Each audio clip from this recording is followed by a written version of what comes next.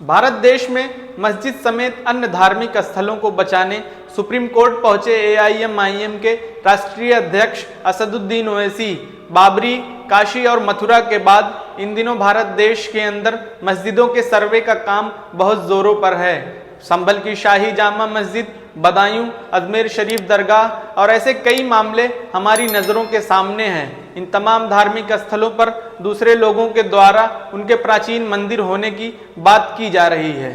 हालांकि देश के अंदर प्लेसेस ऑफ वर्शिप एक्ट 1991 जो एक बहुत बड़ा प्रावधान है और ये कहता है कि 15 अगस्त 1947 से भारत देश के अंदर जो भी धार्मिक स्थल हैं उनके ढांचे में या स्ट्रक्चर में किसी भी तरह का छेड़छाड़ नहीं किया जा सकता है और अगर कोई व्यक्ति ऐसा करता है तो उसे दंडात्मक सजा भी हो सकती है। लेकिन संविधान के अंदर इतने मजबूत प्रावधान होने के बाद भी आजकल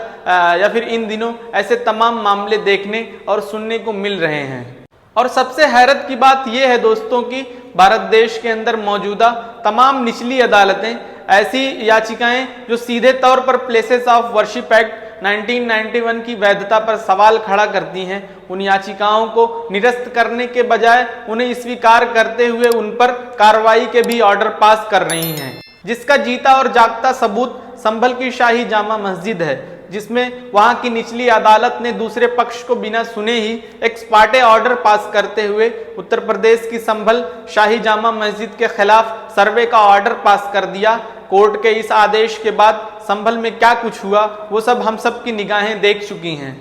इन तमाम मामलों के बीच एआईएमआईएम के राष्ट्रीय अध्यक्ष और औरंगाबाद से सांसद असदुद्दीन ओवैसी ने प्लेसेस ऑफ वर्शिप एक्ट 1991 को पूरी तरह से पूरे भारत देश के अंदर लागू करने की मांग को लेकर सुप्रीम कोर्ट में एक याचिका दायर की थी और कल सुप्रीम कोर्ट ने उनकी इस याचिका को सुनने योग्य मानते हुए 17 फरवरी की डेट दी है और 17 फरवरी को उनकी इस याचिका पर सुनवाई होनी है। उन्होंने अपनी इस याचिका में कहा था कि भारत देश के अंदर इस कानून से जुड़े हुए जितने भी मामले या फिर मुकदमे चल रहे हैं उन्हें इस याचिका से जोड़ दिया जाए। सुप्रीम कोर्ट ने उनकी इस बात का भी ख्याल रखते हुए उन तमाम मामलों को इससे टैग कर दिया है। सीजेआई संजीव खन्ना और जस्टिस संजय कुमार की बेंच ने इस पूरे मामले पर आदेश पारित करते हुए कहा कि हम असद ओवैसी की इस याचिका में इस मामले से संबंधित अन्य दूसरे मामले को भी अटैच कर रहे हैं जिन पर 17 फरवरी को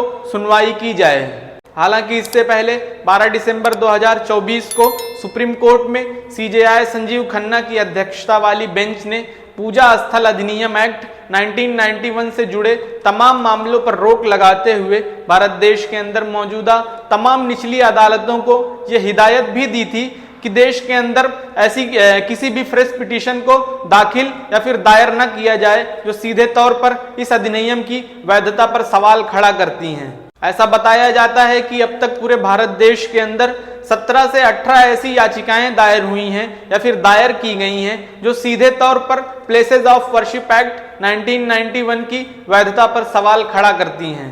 कल सुप्रीम कोर्ट के इस बड़े आदेश के बाद एआईएमआईएम के राष्ट्रीय अध्यक्ष असदुद्दीन ओवैसी ने खुशी का इजहार करते हुए सोशल मीडिया एक्स पर पोस्ट करते हुए लिखा कि मैंने पूजा स्थल अधिनियम को पूरे देश के अंदर लागू करने की मांग को लेकर सुप्रीम कोर्ट में एक याचिका दायर की थी और आज सुप्रीम कोर्ट ने उसे टैग कर दिया है। मुझे पूरी उम्मीद है कि न्यायालय इस अधिनियम को अक्षरार्थ लागू करेगा। असद ओवैसी के द्वारा सुप्रीम कोर्ट में दायर की गई ये याचिका एक बहुत बड़ा फैक्टर साबित हो सकती है। लोगों को इस बात की उम्मीद है कि सुप्रीम कोर्ट के इस याचिका पर सुनवाई होने के बाद या फिर करने के बाद भारत देश के अंदर से मंदिर और मस्जिद के जो झगड़े हैं वो सदा के लिए खत्म हो जाएंगे। हालांकि इस पूरे मामले पर इस याचिका पर सुप्रीम कोर्ट का क्या फैसला होता है वो तो अभी देखना बाकी है। पूजा स्थल अधिनियम एक्ट 1991 के खिलाफ पढ़ने वाली वो तमाम याचिकाएं जो सीधे तौर पर इस अधिनियम या इस कानून की वैधता पर सवाल खड़ा करती हैं, क्या वो तमाम याचिकाएं सही हैं या फिर गलत हैं? कमेंट बॉक्स में जरूर बताएं। फिलहाल के लिए इतना ही, मिलते हैं अगली नेक्स्ट रिपोर्ट में। वीडियो अच्छी लगी हो तो लाइक करना, चैनल को सब्सक्राइब करना। Thank you so much.